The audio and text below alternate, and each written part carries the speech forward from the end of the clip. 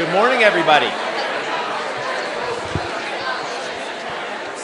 Nice to see a nice, enthusiastic, very chatty crowd. It's nice that we have some reunions happening after hopefully a nice, eventful, productive, and hopefully relaxing at times summer. And I want to just first by welcoming all of you back. It's wonderful to see so many familiar faces, so many new faces to mark the start of the academic year and to reflect on the University of Montana, where we are today and our shared and our exciting future. So I want to start today's event by thanking and recognizing a few people. First and foremost, I want to thank our interpreters, Brandy Reinhardt and Denise May.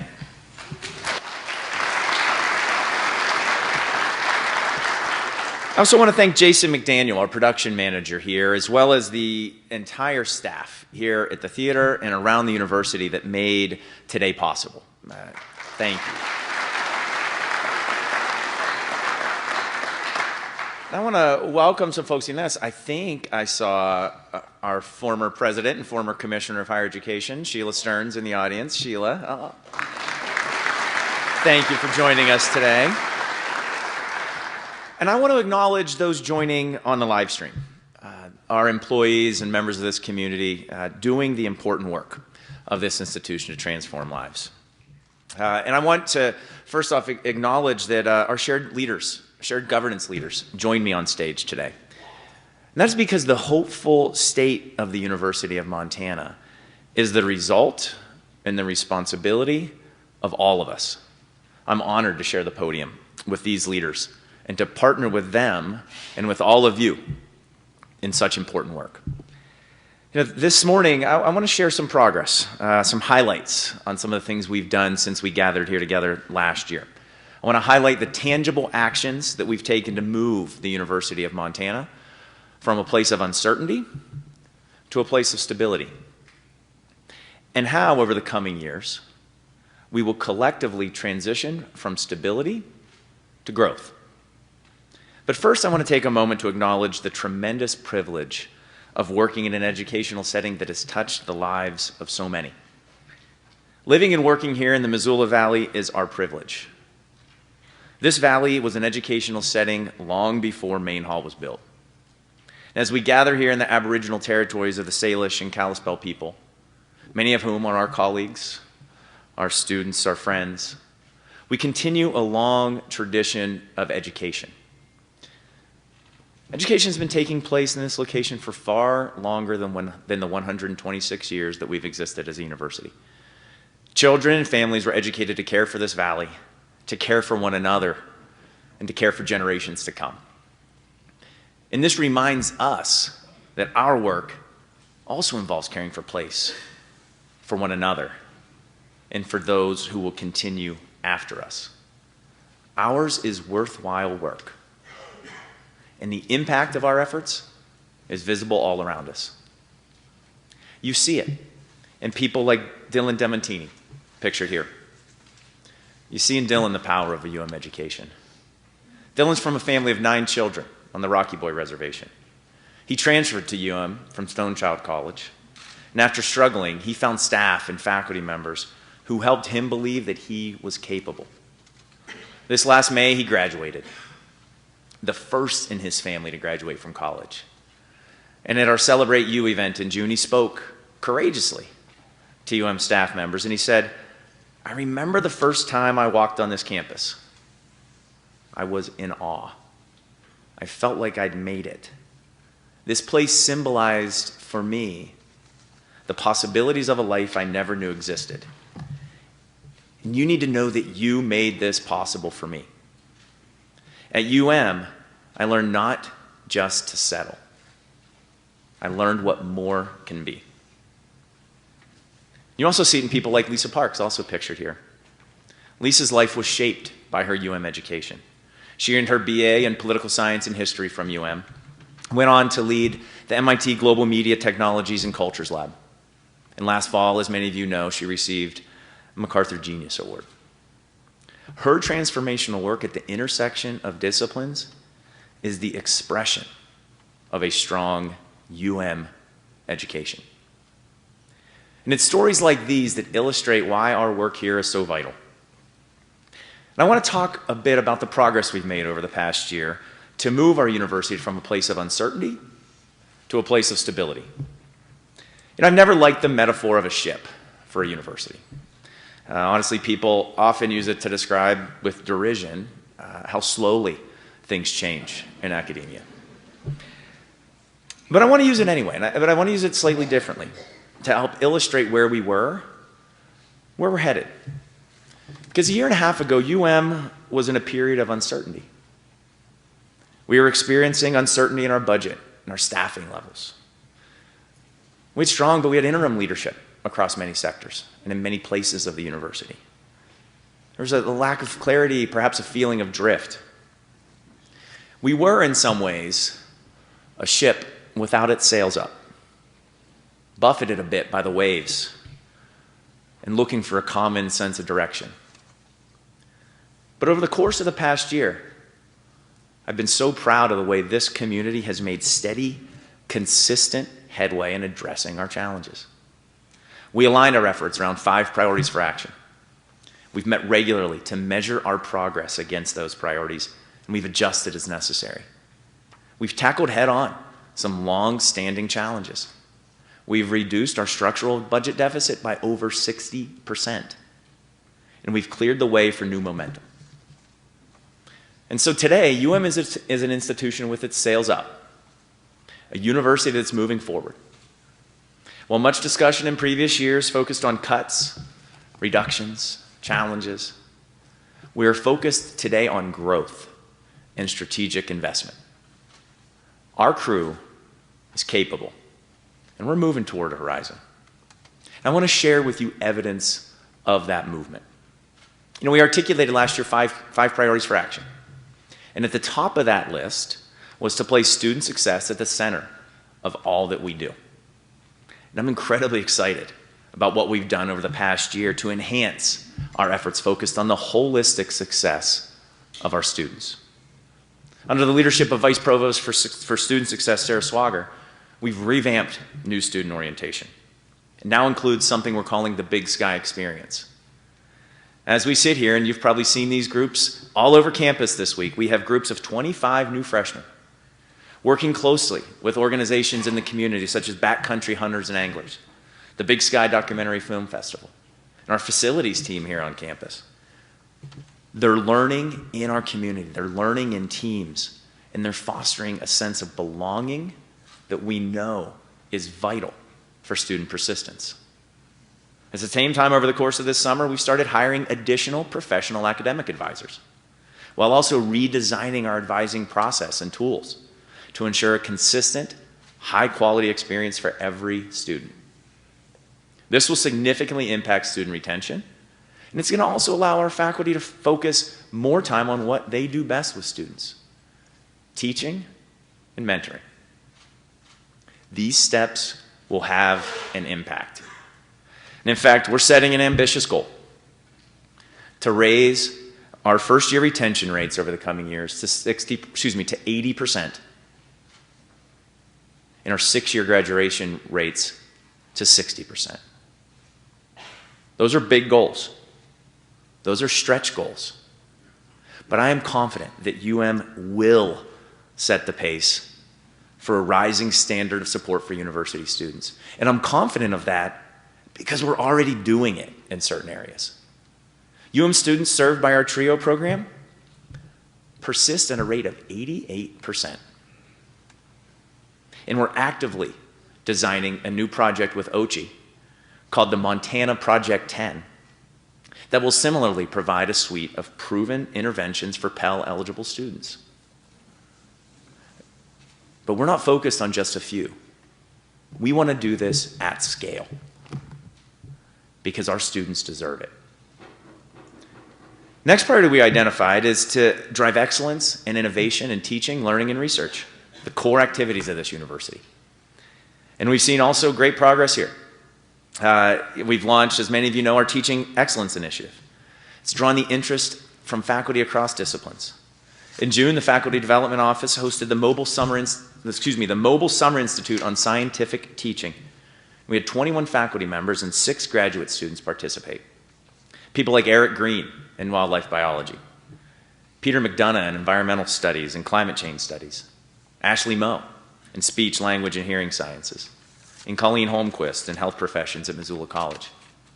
These are talented educators who spent time this summer to get even better. And I've been excited to see the ways in which our faculty are continuing to develop high-impact and accessible learning experiences through Online, as well as creating new and innovative offerings over the summer. Many of you know that we grew 17% in terms of summer enrollment last year, and I'm proud to tell you that we grew yet again this year. And 489 students this summer completed their degree requirements. That means they don't have to come back for the fall, which translates into less debt and an earlier launch to their careers. In our Franke Global Leadership Initiative, under the direction of Gene Loftus and an active faculty and staff oversight board, has become a nationally recognized model for higher education across the country. In fact, in an external review earlier this year of the GLI, the Lumina Foundation touted the GLI curriculum as, I quote, innovative and built squarely on evidence-based practices research has shown to advance student success and learning. The GLI very expertly exemplifies how to operationalize that research. That's tremendously high praise for our faculty and staff members who have developed that program over the past few years. And we're going to build upon that momentum.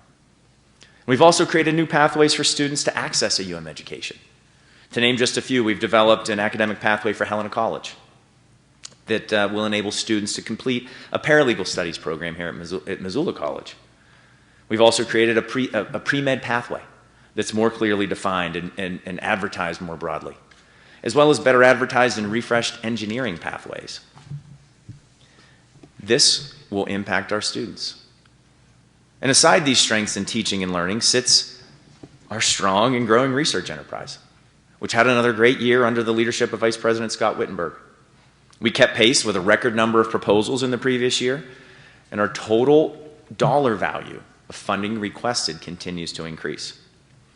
And following an updating to, we had a slight update in the way we report our numbers earlier this spring, and I'm pleased to share the set a new record. Once again, you set a new record for research expenditures of $90.6 million. And we now have a new ambitious goal of surpassing $100 million in research expenditures. And we, thank you. You guys did that. And based on the momentum that we've seen, we now have a reasonable path to achieving the highest category of Carnegie classifications, a research very high activity, or R1 institution over the coming years. We're aiming for that. But this is not just about numbers. Numbers matter, numbers are impressive. But the research conducted at matters for society. Take faculty member Dr. Claire Arsenis, pictured here. She's an American historian, and she recently won a National Endowment for the Humanities Award to fund her study on the influence of John Locke's writings on America's political and cultural history. So applicable in a time of great political challenge in this country. And many of you know that Dr. Jay Evans, director of Center for Translational Medicine, and a team of dedicated faculty recently received a $3.3 million contract from the NIH to develop an innovative vaccine targeting opioid addiction, a crisis that targets and this entire country struggles from. Arts are thriving as well. You can see here pictured our artistic director, Michael Legg, of the Montana Rep. And I've been so excited to see what he's done in a short time with this incredible organization. Just this past year, the Montana Repertory Theater brought 12 new plays to Montana across venues, yes, on stages, but also in cars, in hotel rooms. And coming up this year, there will be some plays in that environment that we all love and recall so fondly, the awkwardness of middle school. And this is just one example of the way this university brings the benefits of art and culture to the entire state of Montana. And in the past year alone, I want to share with you that UM researchers across disciplines published 801 papers. And of these, the number published in the world's top 3 scientific journals was 28.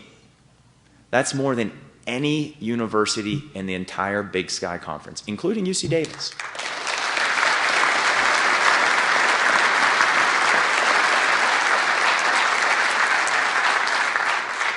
This is remarkable.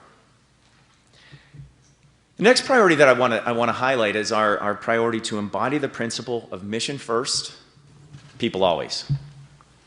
This priority holds special importance for me because this ship does not sail without a hardworking, committed, supported crew.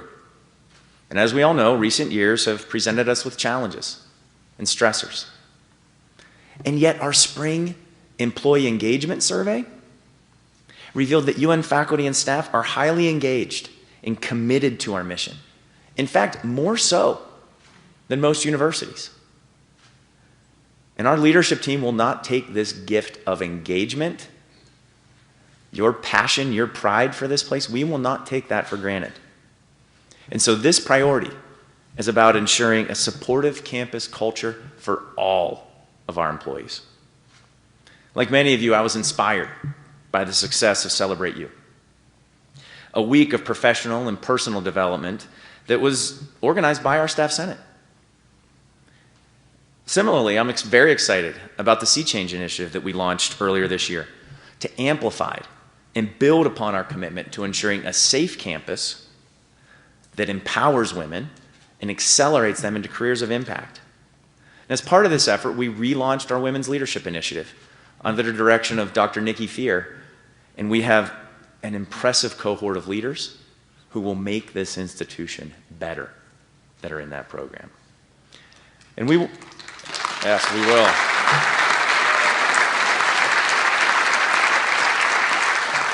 But it's our task to ensure that these efforts are supported not as one-off programs, but that they are activities that are woven into the fabric of UM. Stating that we value inclusion, equity, and professional development is not sufficient. We must continually design our institution for accountability to those values and invest in them. And to that end, we will be increasing capacity in vital on-the-ground areas that our community has identified as critical in directly serving students and supporting faculty and staff. We will create an Office of Training and Development to address what I feel has been an unacceptable gap in professional development opportunities for faculty and in particular staff. We will hire an employee training professional who will partner with Amy Kinch, who will oversee this office while continuing to direct our faculty development efforts. We're also hiring student-facing staff who will work closely with students and faculty in the Student Advocacy Resource Center, Disability Student Services, and the Office of Equal Opportunity and Affirmative Action. These are all areas that have a significant impact on this university, but they've been understaffed. We need to do better there.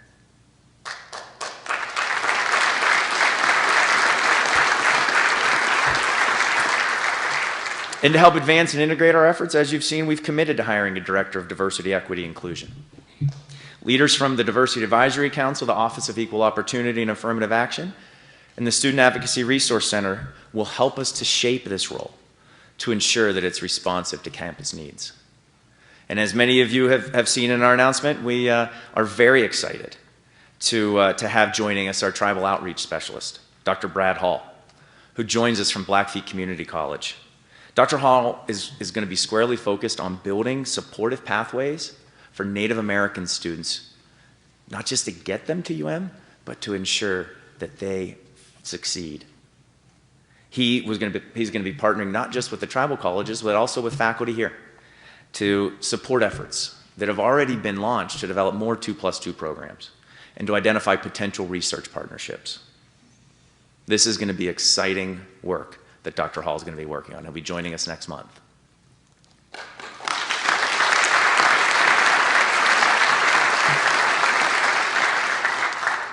to ensure that every single one of our employees can reach their full potential. That is our obligation as leaders at UM. And I'm really proud of the progress that we're making together on that front. The next priority that we've identified is to partner with place. And as we often acknowledge, Missoula is the city that it is because of this university. But this university would not be what it is if it were not in this amazing community called Missoula. And we're visible in that. Yes. We're visible in that community. The Broader Impacts Group and Spectrum have successfully planned a UM Community Lab at the new Missoula Public Library, where visitors and youth will engage with our research faculty. And we've moved several of our President's Lecture Series events to the Wilma, where we've had overflow crowds. The only downside is we haven't been able to fit everybody in. It's been tremendous, the response, not just from this campus, but from the community at those events. And we're also partnering to help grow the economic health of Missoula and the state of Montana. Our joint endeavor with ATG and Cognizant is an excellent example. As many of you know, over the past 6 months, the All-In Missoula program, as it's called, graduated 54 students as a part of 2 different cohorts that participated in a 12-week training and education program that was jointly designed by ATG, Cognizant, and our faculty. Every single one of those graduates immediately transitioned into high-paying, local technology jobs.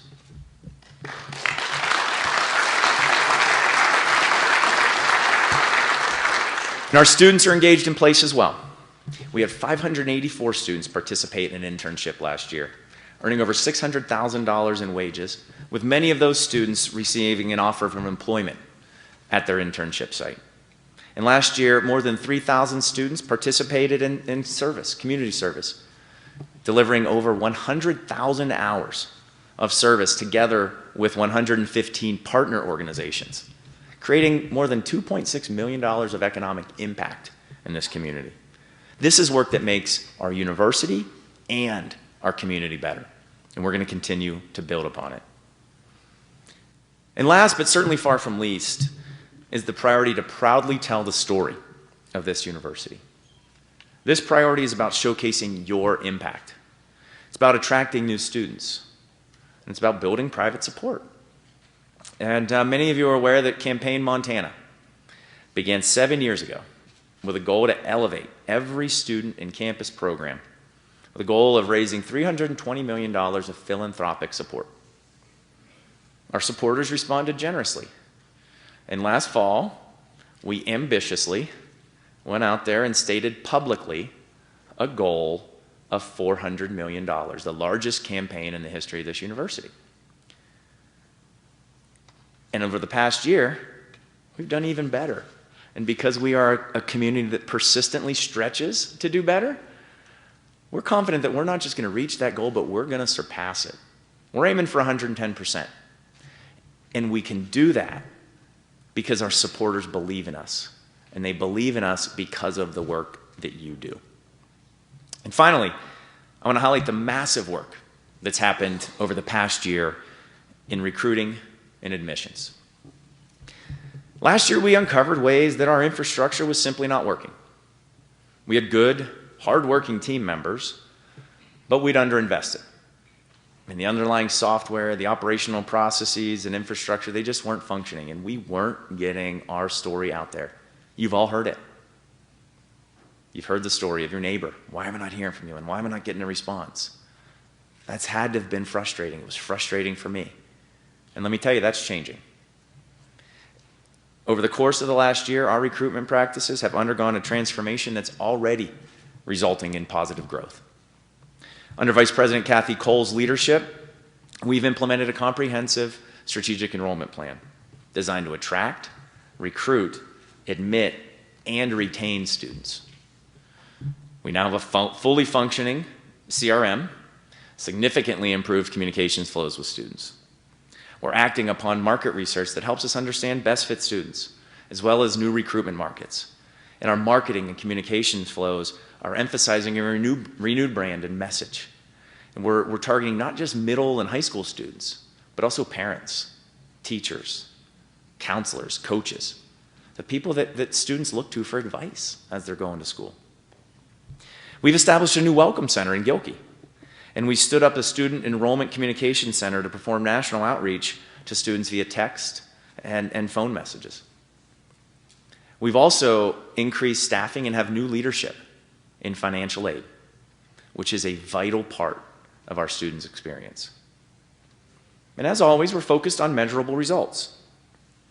As we all know, overall enrollment does not turn in the span of a year, and it won't this year. But the way to get there is through incremental growth, to grow our class of incoming students of every type, including graduate, transfer, non-degree seeking students. We have 3 weeks until census, and so we're anxiously awaiting those numbers, but indicators look promising. But what I can tell you with absolute certainty is that we have transformed many of our admissions and orientation processes, and that will bear tremendous fruit over the coming years. And I had that affirmed this past Saturday and Sunday as well. As I know many of you were there, and I so appreciate your engagement in our events on Saturday, but we hosted a terrific move-in day. We had faculty, students, staff from across the university that rolled out the red carpet for these new students. They helped them move into their dorms. We shared a wonderful meal hosted by Dining on the Oval. And we visited with parents for a send-off social at the Iron Grizz that evening. This was the result of a team effort. And I was so inspired by the way the family showed up to welcome our newest members. Not only were our admissions and our student success folks busy all day, you'd expect that, but we also had deans, administrators, staff, and faculty members like Mark Purshouse and Liz Putnam, who spent their Saturday serving food, staffing tables, welcoming parents. Along with several other of our athletics teams, we had our football team out there. After a long, hard week of practices, their first scrimmage of the year, our football team spent most of Saturday out there working right alongside me and Chelsea and our kiddos, getting some pretty good instruction from Chelsea on how to move more efficiently. She did a great job. But they were lugging mini fridges upstairs and microwaves and all over the place and helping families feel welcome. They showed up to welcome our newest members. And that has an impact. And in fact, at the end of the evening on Saturday, I had 2 parents come up to me over at the Iron Grizz after a long day, an emotional day, admittedly, and they were reflecting on the evening as the sun set beautifully over the golf course. And they said, and these are two career higher ed professionals. They actually work at peer institutions in the region. And they said to me, we've never seen anything like this. From the recruiting process to the welcome experience, you guys are in another league. We so wish our schools did this.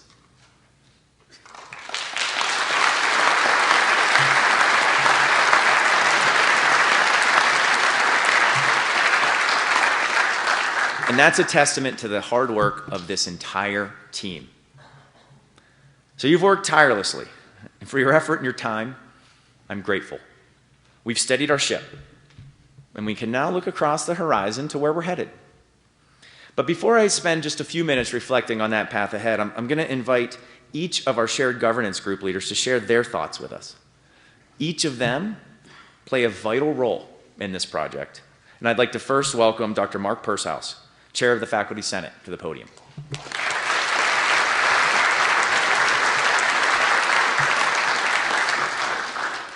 Thank you, President Bodner. It's really an honor to represent the faculty today. I'm also honored to be able to stand up here and share with our community a story that illustrates just one of the many important ways faculty contribute to our campus. The following quote in the slide illustrates the path one student took to U of M and the inherent complexities that the faculty encounter with every day. I'll read a bit of it. Bang, bang. Those two sounds one morning in a school down the street began a long and hard journey most could never comprehend. I was only 11 when my mother was killed in a school shooting. This was in Houston, Texas. Long before that age, she had instilled in me the strength and joy you can give to others by simply helping them in whatever means you had available. To me, helping others, even when I had nothing, was my way of keeping my mother alive with me, Ryan. And Ryan's given me permission to tell his story today. It's the only story I have today, but I believe it's a powerful one. Ryan lost his only parent when, at 11, was fostered into a family in Polson, Montana. Because of his excellence in math and science, he was encouraged to become an engineer. After 2 fairly unsuccessful attempts at college, pre-engineering at Flathead Valley and civil engineering at MSU, he dropped out. His overall GPA was a 2.4. Ryan, in his own words, just couldn't find the passion for engineering. He worked in retail. He sold beds for 9 years, got married, had 2 wonderful boys, resumed college, this time at U of M. Over his course to graduation, he was at 3.38 at U of M. He made Dean's List 4 times. He was a microbacteriology major. Many of you may know him. He still worked extensively, sometimes up to 60 hours a week, took care of the boys frequently, shadowed physicians, worked in an undergraduate research lab, began to realize a new dream, one of becoming a doctor. It fits in with his mother's dream of helping others even when I had nothing. He was helped along the way by professors and others in his undergraduate research lab, numerous science faculty, numerous humanities faculty, staff who helped arrange shadowing, financial aid, registration, faculty and advisors, and fellow pre-med students. But when the time came to apply to med school, Ryan was heartbroken. We both looked at his GPAs calculated by medical schools, and they're less forgiving. He was given news that his GPA was a cumulative 2.79, and his extracted science GPA was a 2.89. These numbers made him less competitive on paper, yet we in the faculty encouraged him to go on and pursue his dream. Even though it was his first attempt at applying to med schools, he was admitted to 2, both regional, both great schools. One always ranks high in family and rural medicine. The other is an outstanding DO school in Washington State. He chose to attend at University of Washington, the WWAMI program in Bozeman. Recently graduated, sort of achieving his final dream of becoming a physician. One other step, he had to match a residency. He matched in pathology at University of New Mexico in Albuquerque. My hope is that in a few years he'll come back to Montana. Many reasons that this story vividly illustrates the role of faculty, both in supporting the most important part of U of M, our students, and in Ryan's life. Ryan could have easily given up at numerous points along the path. At U of M, students come from such a diverse set of backgrounds, struggles, handicaps, obstacles to overcome in all cases. The difference in Ryan's case, and in many students, is that faculty helped Ryan find his dream, something I hope we all do. And then, and this is the most important part, believed in his ability to achieve that dream. Faculty spend more face-to-face time with students than any other sector. We see them fail. We help dust them off. We see them succeed, and we cheer them on. It would have been easy to judge Ryan as someone who could not be a doctor, but no one did. He succeeded because we believed in him, and eventually he believed in himself. This happens every day in drama dance, in economics, in chemistry, in geology, in wildlife biology, in every major and program on campus. Faculty are aided by excellent staff and fellow students, but much of the burden and the privilege is ours. I'll end with a recent message I received from Ryan, thanking U of M for being there for him, and this is the second slide. If you ever needed a badge of success for GrizMed, here's one. The student with a 2.6 GPA that U of M did not give up on.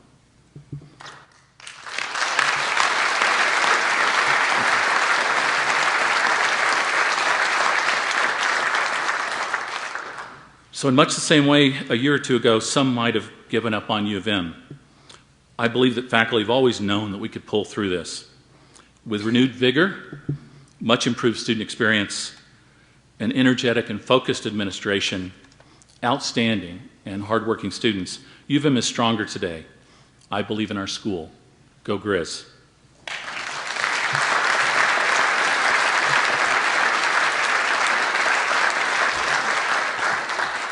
It's my pleasure now to introduce Ms. Roz Haley, the Chair of Staff Senate. Thank you for this time.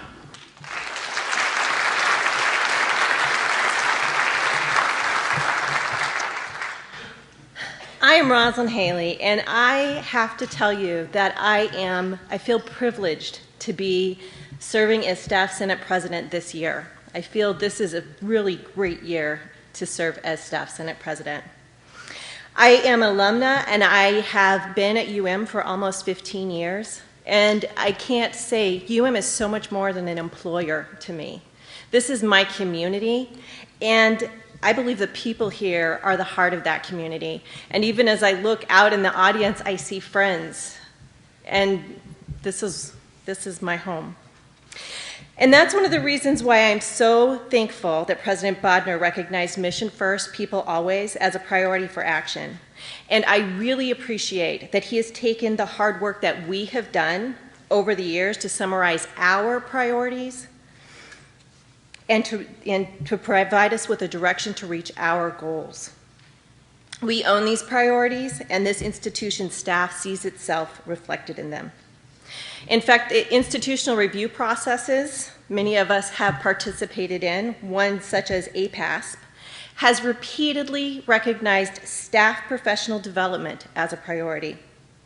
President Bodner's recent announcement that resources will be allocated to provide all employees, faculty, and staff with training and growth opportunities responds to what we've been calling for. Mission First, People Always speaks to the heart of what staff need and deserve. Staff Senate has been advocating for staff development, which is a critical tool in staff success and retention. In fact, a week of professional development and personal growth opportunities for all employees, Celebrate You, became a reality because of the enthusiastic and support from Cabinet. Our community came together in a show of unprecedented support. Employees volunteered to lead sessions. Administrators served ice cream and watermelon on the Oval. The Food Zoo provided a free meal to all employees. And departments across campus donated or discounted their services so that we could provide 4 days of training and 42 sessions, again, available to all employees on campus. This is our community. And as you have heard, after great care and thought, President Bodner announced that we will be investing in areas that will provide direct support to our faculty and staff. We will create an Office of Organizational Training and Development. That will help centralize development and include a new training professional for UM. Staff have played a critical role in designing these goals and efforts that will move UM forward. And that's why I am so proud to amplify the staff voice. And this will continue to make a difference at UM. And all of these efforts to support our staff is important, not just for the sake of staff, but for the sake of UM, because we know that staff make a difference in the lives of our students. To demonstrate, I have compiled some testimonies that we collected during Celebrate You from staff or from students about our staff. And rather than reading these, I want to just summarize some of these phrases that students use to describe our staff, because it is a theme that comes up over and over again in these testimonials. She is non-judgmental. She goes out of her way to get the bottom of things and to help solve problems. She maintains a positive attitude when she's dealing with students. They always have a positive influence on me, especially when I'm feeling defeated. One student tells a story about her advisor and how she struggled in math. And I don't know how many of you can relate to this. But the advisor sat down with the student and said, I struggled with math too. And this student who felt like she was going to fail and wasn't going to be able to move forward, after this conversation felt empowered and was able to move forward to be successful. She summarizes this by saying, I will never forget how much that one conversation helped me. And one more thing, to all staff and faculty and employees alike, Thank you so much for keeping your door open and always being willing to listen.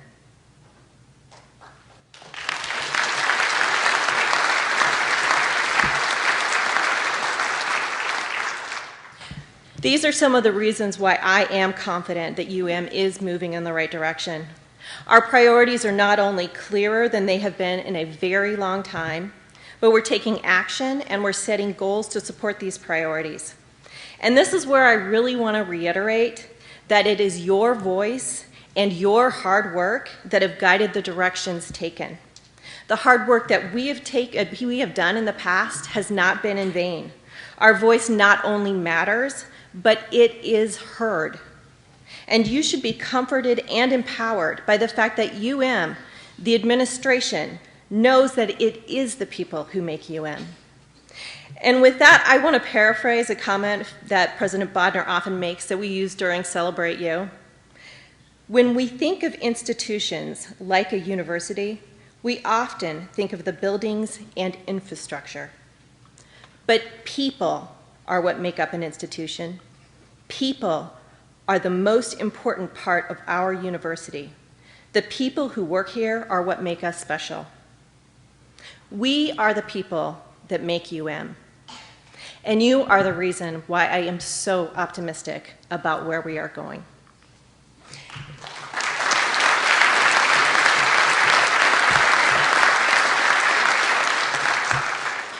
With that, I would like to introduce our ASUM president, Abigail Belcher.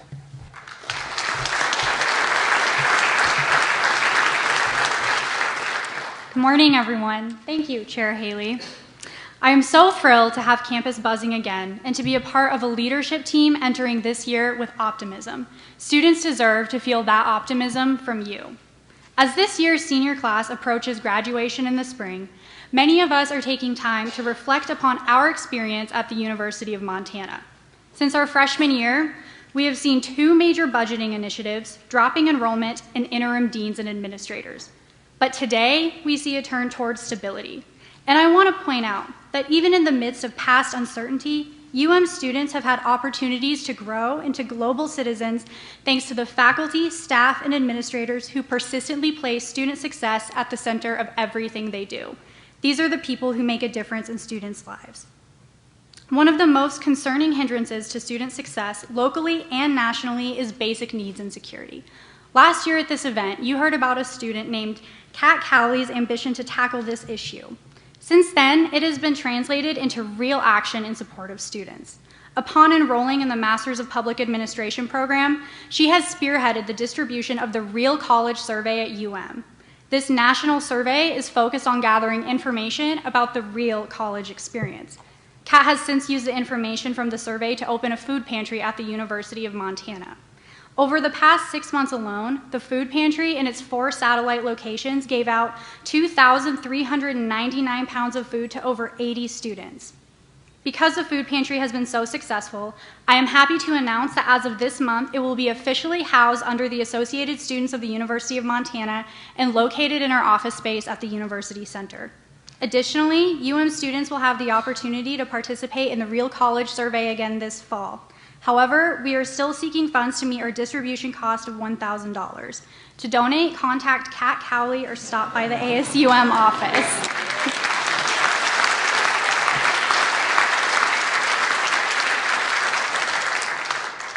While basic needs and security can be a hindrance to student success, it is important to highlight the factors that motivate students to stay at UM. Studies show that students who are involved in activities outside of the classroom are more likely to be retained and achieve higher grades. Over the last year, the Associated Students of the University of Montana opened a student group resource center that helps student groups with things like arranging room rentals, equipment rentals, event planning help, and funding information.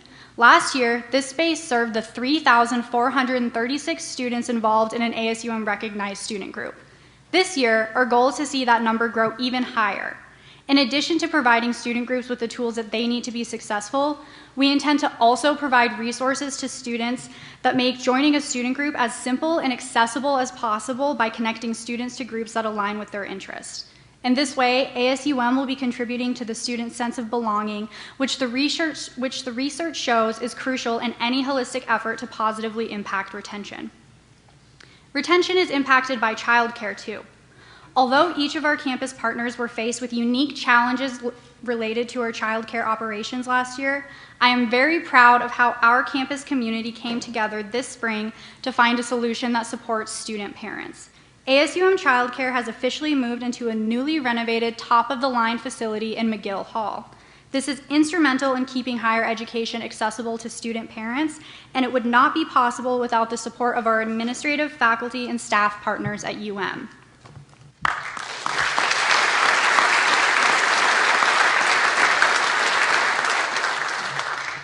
The last year saw its ups and downs, challenges and successes, but most importantly, we continue to foster a supportive and empowering environment for students. We saw student-led initiatives to feed one another, students getting students involved in student groups, and a campus rally around the child care of importance at UM. For these reasons, ASUM couldn't be more excited to work with our shared governance leaders and the administrations on projects and initiatives in the upcoming year.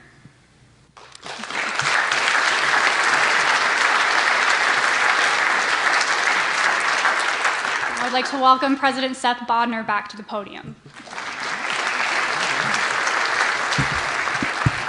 Thank you, President Belcher. You lead a student body that inspires us and challenges us to be our very best, so thank you. And to be worthy of our students takes a team. And we're going to, in a moment, recognize specific new faculty, promotions, and tenure. I'm going to ask the provost to do that in a few moments, but I want to first welcome all new employees who've joined us this year and recognize any employees who've been promoted over the past year. Would you please rise?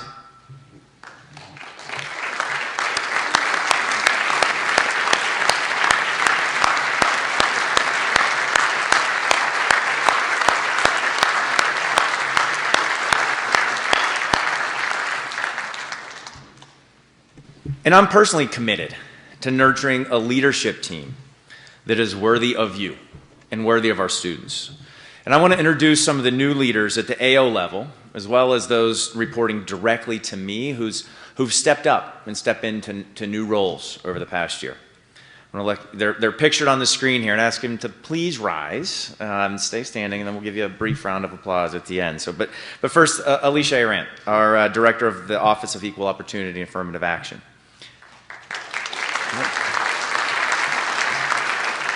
Howard Beal, Dean of the School of Pharmacy. Barry Brown, Dean of the Mansfield Library. Anta Coulibaly, our Director of Internal Audit. John DeBoer, Dean of the College of Arts and Media. Tom Gallagher, Dean of Missoula College. Paul Lassiter, Vice President for Operations and Finance. Adria Lawrence, Dean of the Phyllis J. Washington College of Education. Tim Nichols, Dean of the Davidson Honors College. Renee Scott, our Chief Information Officer. And Suzanne Tillman, Dean of the College of Business. These are people charged with maintaining and building upon our momentum. And as we take confidence in the progress that we've made, I just want to take a few moments before I hand it over to the provost and we recognize faculty to discuss briefly the future. Because we are a ship steadied, a ship in motion.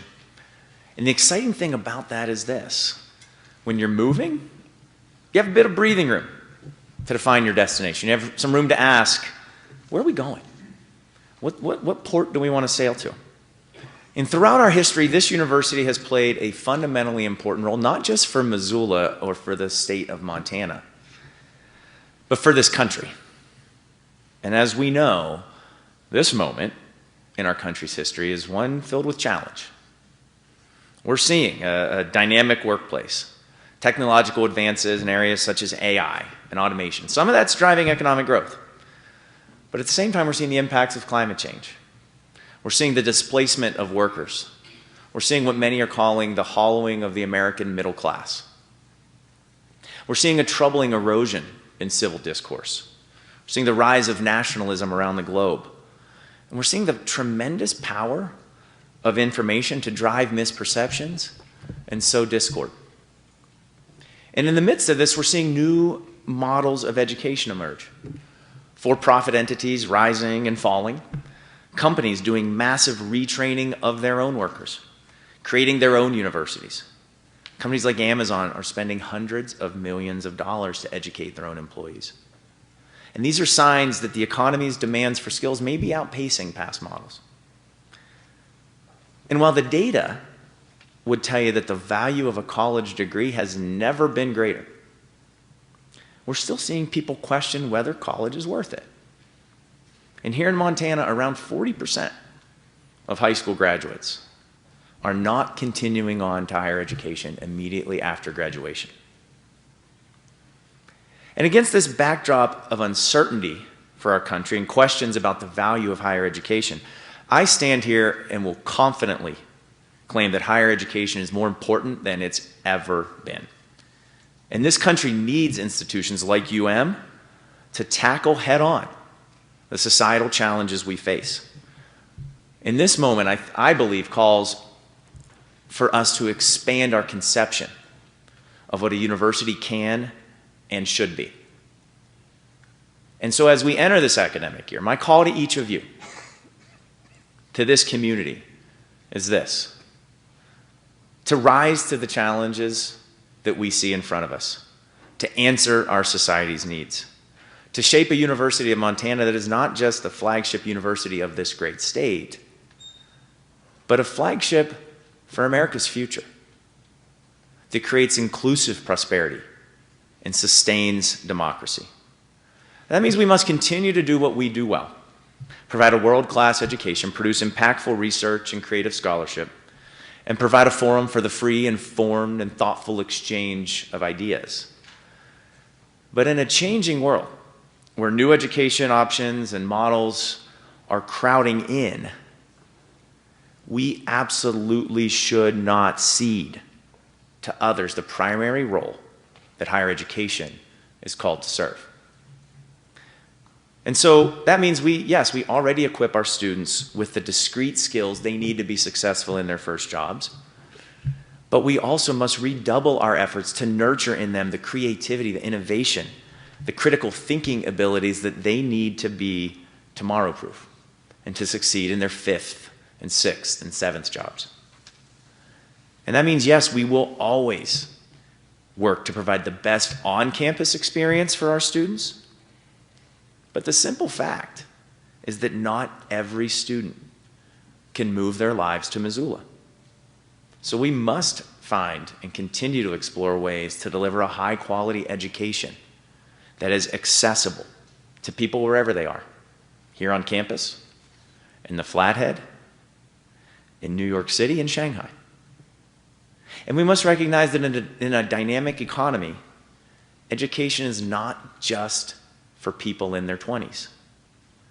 I believe we have an opportunity to help learners adapt, to reskill, to grow over the course of their entire careers. And as I reflect on the past year, I'm struck by the incredible work of our faculty and our staff members that are doing just that. I was so impressed by the way our faculty stepped in to help our state's Attorney General finish his master's degree, an unfinished task that had haunted him for nearly 3 decades. I was deeply moved by many of the stories of the graduates of the joint program with ATG Cognizant that I spoke of earlier, of the bartender who reached out and took a risk on herself and on us, of the cook and the ski instructor who decided to chart a new course for their lives. These were talented people, many of them who already had degrees, but they decided they wanted to more fully develop their potential, and it was our faculty that stepped in to help them do that. And that's what I'm excited about to do moving forward. A flagship for America's future. an institution that creates inclusive prosperity and sustains democracy. That's a big vision, and it's a tough one. In fact, growth requires and guarantees resistance. And as UM sails into what I see as a very exciting future, I'm reminded of a passage from a speech given by Frederick Douglass in 1894. It was at the dedication of an industrial school for free black children. He said, and I quote, "A ship at anchor, with halyards broken, sails mildewed, hull empty, her bottom covered with seaweed and barnacles, meets no resistance.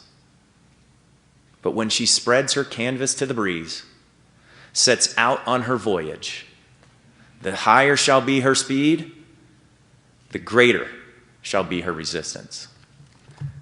So yes, there will be hard work. But I don't think any of us in this room chose this career path because we wanted to work on small, unimportant things. You're here because you want to look over the horizon to the next economy and help shape a better society. You're here because you believe that a tomorrow-proof education, an education that will help students succeed over the course of their entire careers, is one that marries the strengths of the humanities, sciences, arts, and professional programs. You are here because you believe that a high-quality education should be accessible to learners where they are and at any point in their careers. That's why you're here. And that is why I am so excited and so grateful for what you do every day. And that's why I'm honored to be your crewmates in this important work. Yours is the intellectual horsepower behind this vision. We will shape UM as a flagship for America's future because that is what our country needs from us.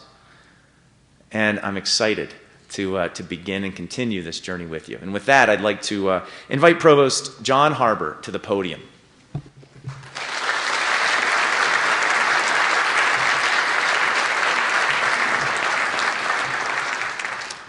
That is a hard act to follow. A year ago, I shared how honored I was to join a university that has such a transformative impact. Many changes are underway at UM today, and these are the product of your hard and intentional work. We are making strong progress together through a focus on the priorities for action. Over the past year, I've learned a lot about our university. Staff and faculty care deeply about our institution and are generous with their time and effort. This is demonstrated in many ways, including the amazing moving experience for students this past Saturday. The campus community understands that UM needs to be changing. I'm grateful for the support shared governance and union leaders have provided in helping me understand processes for decision-making and implementation at UM. And UM's academic community is of impressive quality. Our distinctive and unique programs of research, teaching, and service are quite simply remarkable. There are great examples from across campus, and some are featured on this slide. Student success is our first priority for action at UM. Successful students stay in school, persist through to timely graduation, and have a range of highly engaging experiences that support their intellectual, emotional, social, ethical, and physical development. Successful students go on to have healthy, fulfilling lives, including good jobs and succeeding at the educational, personal, community, and occupational activities for which their college experiences prepared them. They are flexible and resilient. They are tomorrow-proof. We are focusing on the full continuum of student success, recruiting students, helping shape their expectations, and getting them off to a great start through the Big Sky experience and new student orientation. And I thank all of you who are dedicating some of your time to our exciting new approach this week. Ensuring our students have transformational learning opportunities both in and outside the classroom, and expanding flexibility and access through online learning and summer school. And we are focusing on helping students make connections, develop social and professional networks, and skills for success after they graduate. The breadth of support there is for student retention initiatives across campus is impressive.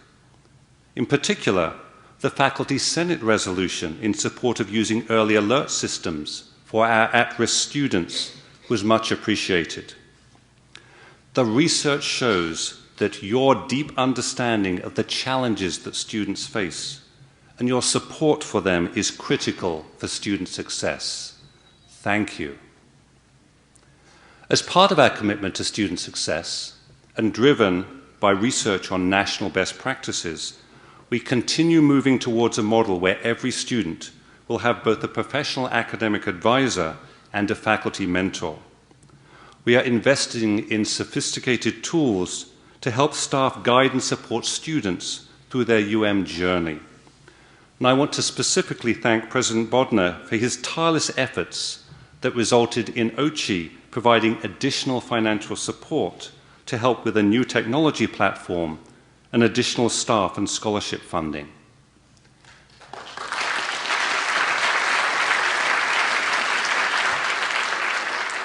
As a result, we are hiring more professional academic advisors and upgrading their training and tools. And we are also focusing on faculty mentoring.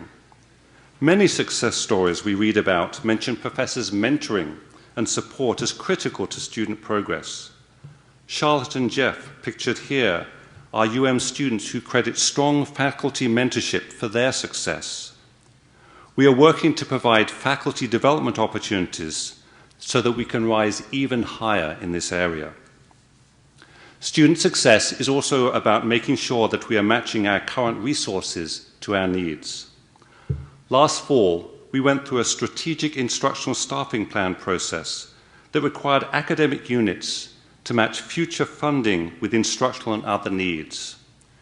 Given the reality of changes in enrollment, by planning how we would reach new budget targets by summer 2021, we have a predictable path forward that gives us stability on which to build. I'd like to thank all faculty, department chairs, and deans for weathering some really tough decisions and helping us find stability. It was not perfect. It was not easy, but it brought closure to many years of planning and agonizing. And now we are moving ahead knowing what our instructional staffing will be for several years. Through your commitment to and your hard work, you have made possible some exciting reorganizations shown here. You have supported retention of early career faculty who are the future of the university. And you have provided compelling evidence for new faculty recruitments as part of the instructional staffing plan. In fact, unlike universities that implement hiring freezes, while we do have a considerable number of planned departures at there is also hiring.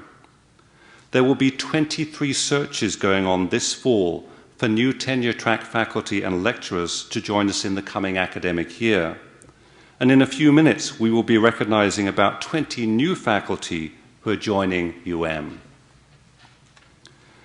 As we continue implementation of the instructional staffing plans, we will also advance conversations around key strategic issues that impact our success. Exciting things like budget models, faculty workload, and a balanced mix of faculty at Hard but important decisions and discussions. Teaching and learning activities are critical for our students and complement the university's research and creative scholarship activities. As you have heard, we continue to aspire to achieve R1 status, and our strengths in research and creative scholarship will get us there. Equally, can become a national model for effective teaching and learning at a public research university.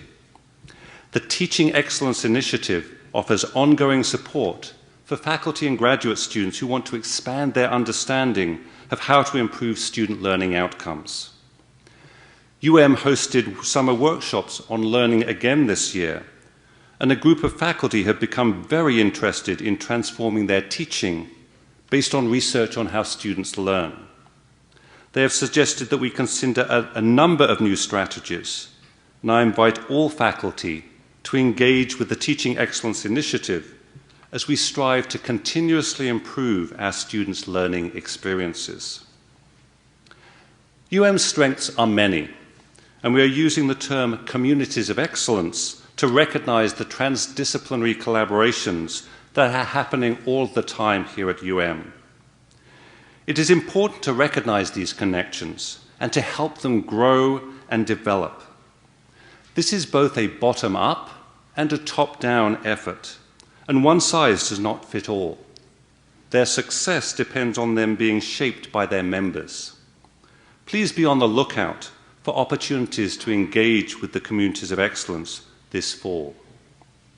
We are also using the communities of excellence themes to draw prospective students to We Are Montana in the Classroom, Days, Innovate High School, and other outreach and recruitment events are featuring these themes as areas of strength to make distinctive. In addition to our traditional core, we strive to meet the needs of new student populations, including distance learners, summer learners, international students, and lifelong learners. Online is expanding our offerings to potential students who cannot relocate to Missoula. With new leadership, Online will be providing faculty with more support than ever before to ensure that we deliver a quality student experience. And last year, a faculty and staff group selected Wiley Education Services to help develop and expand some of our scalable online programs. With new leadership, summer enrollment increased again this year. And as we've heard, over 480 students completed their degrees using summer courses this year, and so do not have to return for an additional semester to graduate. We are also partnering with the other two-year units in the affiliation to create more opportunities for faculty and students. With new leadership in this area, these partnerships will help us meet Montana's workforce needs and increase the number of students who transfer to our campus to earn a bachelor's degree. New leadership in the Global Engagement Office will help bring more international students to campus by implementing some of the iLab recommendations many of you were involved in and rekindling the strong international connections has had for decades. And we are growing new training programs, non-credit offerings, and stackable credentials to meet a wide range of continuing and professional education needs. These areas are critical to our future, to the futures of these learners, and also to diversifying our revenue sources.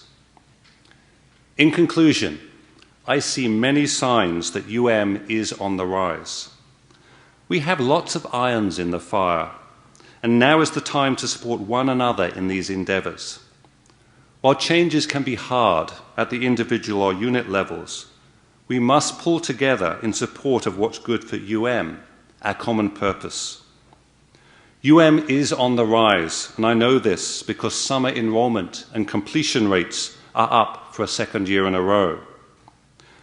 We are on track to have more new first-time students in our residence halls than a year ago.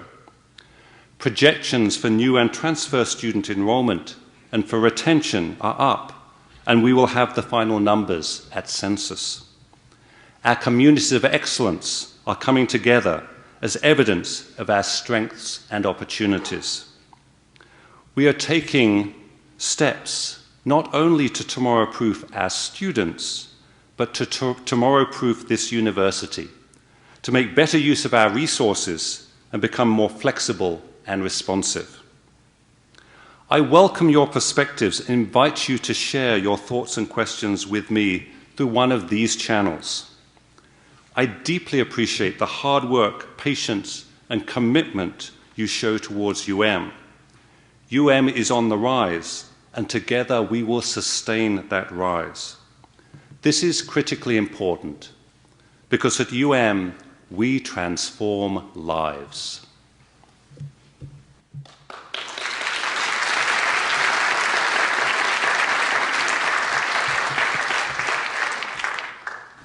Even as changes, some things stay the same, and the introduction of new faculty and recognition of those who have earned tenure and promotion are traditions at this event. Please join me in welcoming new faculty to our community and in congratulating those who have earned distinction and advancement in faculty ranks. To begin, I'd like to welcome Paul Kurgis, Dean of the Alexander Blewett III School of Law, to the stage. If your name is called during an introduction, please rise to be recognized by your colleagues and friends.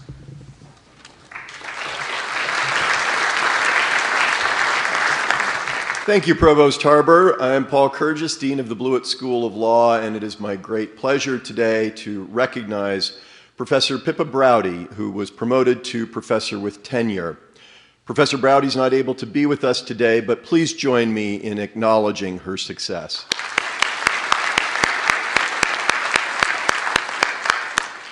And now I'd like to recognize John DeBoer, Dean of the College of Arts and Media. Hello, I'm John DeBoer. I'm the Dean of the College of the Arts and Media, the new College of the Arts and Media. And I'd like to welcome the new faculty in my college: Lara Barich, School of Theater and Dance; Michael Cassens, School of Visual and Media Arts; Corinne Duffy, School of Music; and Mike Post, School of Theater and Dance. Give them a round of applause. Next, it is my pleasure to congratulate the faculty who received tenure and promotion this year. Joe Eaton from the School of Journalism was awarded tenure. Bradley Allen from the School of Visual and Media Arts was promoted to full professor. Denise Dowling from the School of Journalism was promoted to full professor. And Bernadette Sweeney from the School of Theater and Dance was promoted to full professor. Give them a round of applause. Please join me in recognizing Dean Tillman from the College of Business to the stage.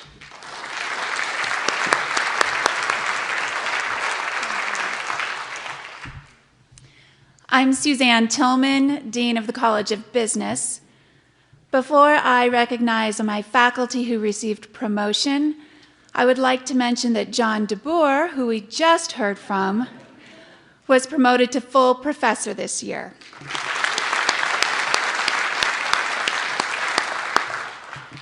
In the College of Business, the following received promotion: Lisa Eiler and Isho Thomas Sweet were both promoted to associate professor.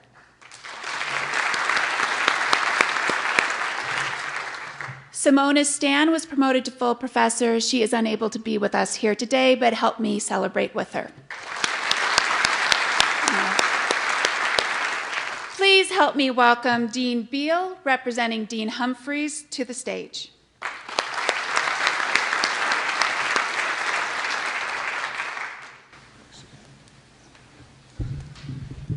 Good afternoon. It is now afternoon.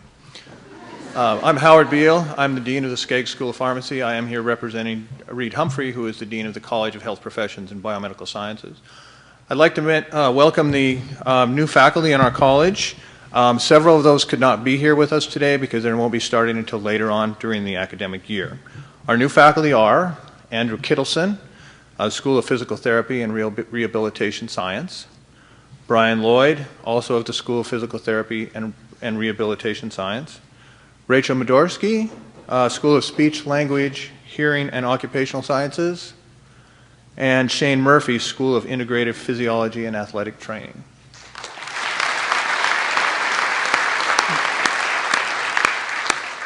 Next, it's my pleasure to congratulate the faculty who received tenure and promotion this year. Lori Walker, tenure. Monica Serbin, promotion to associate professor. Casper Hansen, I don't believe could be here today, tenure and promotion to associate professor. John Quindry, tenure and promotion to full professor. Thank you. Ryan Meisner and Kendra Picacci, both promoted to full professor this year.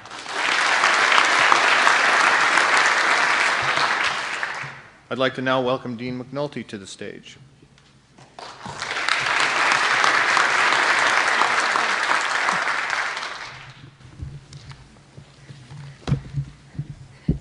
Hello, my name's Jenny McNulty, and I'm the Dean of H&S. I have a few names to recognize. First, we'll start with the faculty in my college who have moved into tenure-track positions.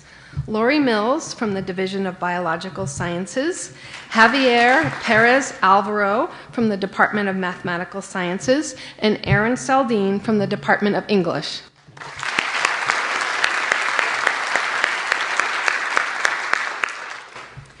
Next, it's my pleasure to congratulate the faculty who have received tenure and promotion this year. Rosalind Lapierre and Matthew Taylor have received tenure.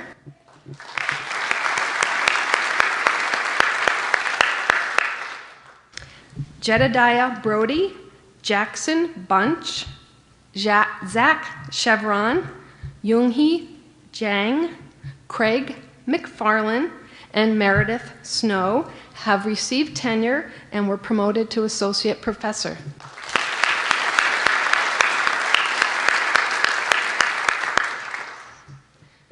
Jacqueline Brown and Travis Wheeler were promoted to associate professor.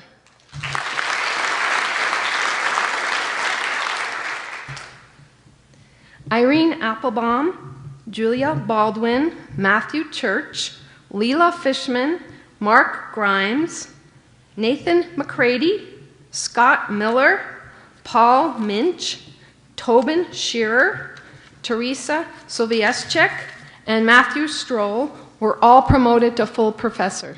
Congratulations.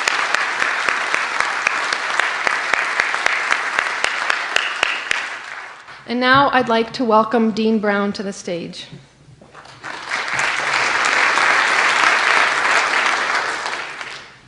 Good afternoon. I'm Barry Brown, and I have the privilege of serving as the Dean of the Marine and Mike Mansfield Library, and it's my pleasure to welcome a new faculty member, Ben Chupasa, our Government Information Librarian. It's also my pleasure to congratulate Wendy Walker on achieving tenure, and Julie Edwards and Tammy Ravis in reaching full professor. Please join me in welcoming Tom Gallagher, Dean of Missoula College.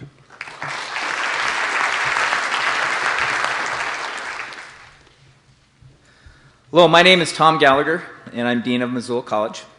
I'd like to welcome the new faculty at Missoula College. Jessica Doherty McMichael, Department of Applied Arts and Sciences. John Freer, Department of Industrial Technology. Carlton Galbraith, Department of Business Technology. And Colleen Holmquist, Department of Health Professions. Victor Van Genti, Victor, Department of Business Technology. And next, it's my pleasure to congratulate the faculty who received tenure and promotion this year. First, Linda Barnes, tenure and promotion to associate professor.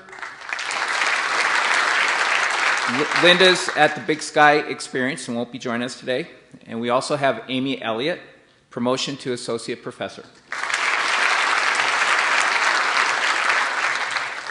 Please join me in recognizing and welcoming Dean Lawrence to the stage.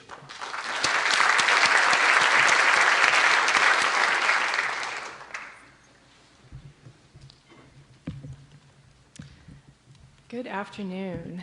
My name is Adria Lawrence, and I'm the Dean of the Phyllis J. Washington College of Education.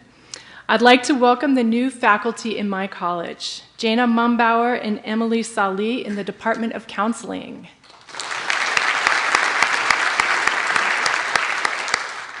And we have Jeb Puryear and Allison Wilson in the Department of Teaching and Learning.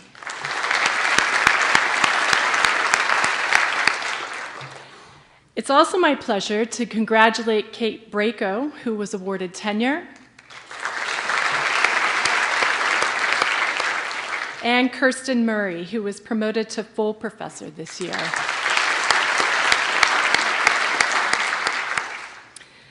Please join me in recognizing Dean DeLuca to the stage.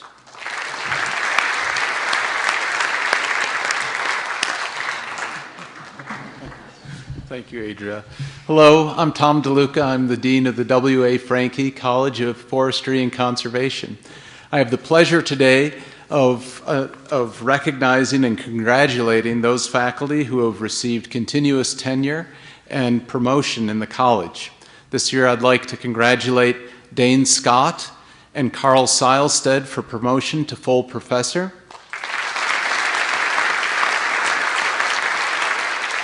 Brady Allred, Ash Ballantyne, and Andrew Whiteley for continuous tenure.